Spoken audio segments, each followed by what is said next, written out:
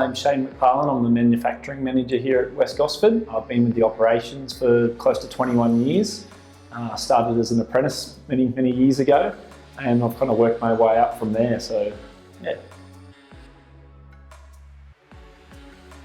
We're known locally as Grifco, but we are part of the Chamberlain Group, which are global leaders in roller door openers. So our headquarters is in Chicago, and one of our main manufacturing plants is in Mexico, in Nogales. But the West Gosford operation supplies all of ANZ and parts of the Middle East and in North American market with commercial roller door openers. I think it's great. Everyone's had a big boost since our apprentices come on. It's been a while since we'd put an apprentice on.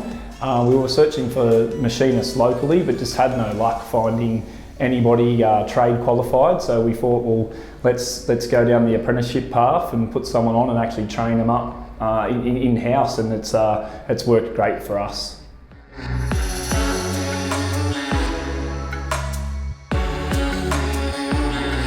My name's Alex Nivision. I'm an Apprentice Fitter Turner. I've been with Chamberlain Australia for nearly 2 years now.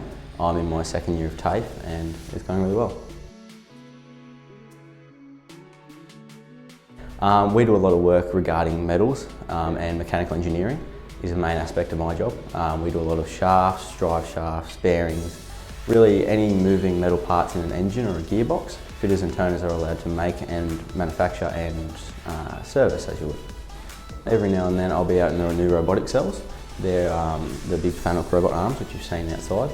I'll be there helping doing the programming for them, and there is a big job variance here. I can be out there programming, or I can be in QC checking items and tools using the measuring equipment all the day, or I can be, say, in the welding bay grinding all day, and there's just big job variance here.